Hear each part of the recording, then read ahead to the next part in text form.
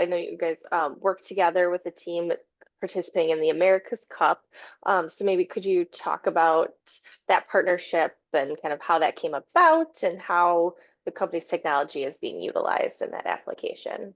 Absolutely. Well, first of all, it's been a really fun partnership to take on with Ineos Britannia. And it's a really exciting thing for us to think that we might be part of this story of trying to bring back this incredible sporting cup to the UK for the first time.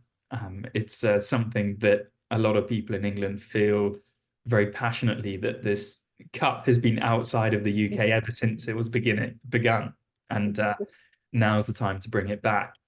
It started quite some time ago now, probably coming on to 2 years. And it started when we had a conversation with the Mercedes Formula One team, who partnershiped with Ineos Britannia to try and bring about this winning boat. And they recognized that the ability to control the hydraulics within the boat was something that might be able to give them a competitive edge in the race. And with the way that the rules had been structured, they had the potential to look for new technology. In doing so, they were exploring how they might control the hydraulics. And they were looking for an opportunity for a product that was really high precision, but super energy efficient and very small, which sounds great. But at the same time, they wanted a product that was incredibly high pressure. Often those things kind of compete against each other. You know, you can have things that are small and precise, but as you start to increase the pressure, sometimes that efficiency and the ability to control with precision gets ever harder because the forces get a bit greater, and around the efficiency piece, as the pressure increases, you're more likely to get losses through any of the small leak paths within a product. So they reached out to us to see whether we had a product that might be able to fit their needs. And we had a product that we thought we could adapt. So we started off with investigating one of our standard valves, which was an S6 Pro. And in the beginning, we just did some simple baseline testing on one of their test vehicles. It showed that it had some really promising results. And so they set us the goal of trying to customize this product to be significantly higher pressure and also to reduce or increase the efficiency, if you like, by almost 90%. They wanted to reduce the losses in the product by 90%. And that was a really nice challenge for us to overcome. And we pride ourselves on the ability to sort of serve our customers' needs and try and deliver the value that they want. That was the beginning of this relationship that's led to the development of this product for them, that we hope's achieved all of their needs. Okay. Are you able to go into the design of this product and kind of, what maybe makes it what different or more unique from some of the other technologies you guys offer? It's a really good question, and I think it's one of the really nice benefits of metal 3D printing is it's allowed us to take a core product that we have and apply a degree of customization to effectively increase its pressure rating. And through the use of advanced simulation techniques, particularly around finite element analysis and stress analysis, in conjunction with computational fluid dynamics, we've been able to adjust the manifold and adjust the control of the product to be able to deal with that higher pressure. And these are pressures beyond almost anything else that we've experienced in any other industry. They have to last pretty much for infinite life.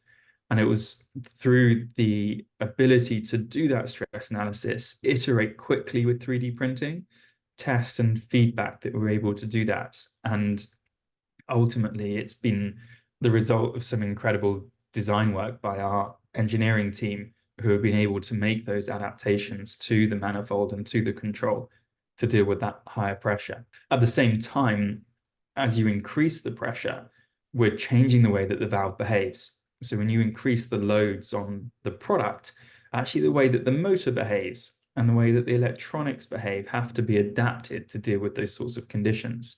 And again, we were able to change the software that controls the product in such a way that we were still able to achieve that high speed and high precision that the team needed to be able to control all the surfaces on what is effectively a flying boat in a way that meant that they could achieve the performance that they needed.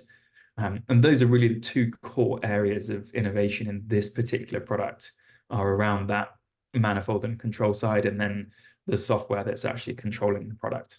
And so what were maybe some of the challenges or maybe more unique aspects you guys had to keep in mind when working on this project? One of the main challenges that we find in these sorts of projects is the time nature of Mm. it. The race starts when the race starts. Yeah. There's no opportunity to say, well, let's delay for a few months Yeah. because we haven't quite achieved these positions. And so driving against a really fixed and firm timeline at the same time as developing effectively a brand new product. And it is customized from a standard product, but at the same time, that means it's new. Mhm. And so being able to develop the design, prototype it, test it in a boat environment, there's not something that Domin has access to. So we have to do that in conjunction with Ineos. And then to take all the learning from that, apply it to the product and manufacture it, delivered some really huge challenges for us. And actually, this was one of the huge benefits we had from this partnership is we were able to take a huge amount of the experience that the team at Mercedes Formula One had about doing exactly that. They have a race every weekend that they have to iterate the design for. So the experience they had on managing the iterative nature of it whilst maintaining quality control was something that was a real benefit to this partnership. I think remarkably, we've actually done two full iterations of the product in this timeline. So we've been able to deliver more than one product in this really tight timeline. And that's pushed our engineers, our manufacturing team, and maybe the stress of some of the people in the organization to the limit. But we've been really supported by Ineos and Mercedes Formula One in this time with this shared vision of getting as a good a product as possible. And I think that's really been the main challenge. The engineering side of it is something that presented an opportunity to really ask ourselves the question, how far can we push things?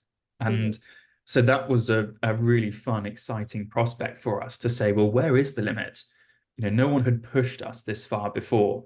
So to have the opportunity to say, yeah, okay, let's see how far we can go was a really nice challenge. The difficulty is the timeline for sure. Mhm.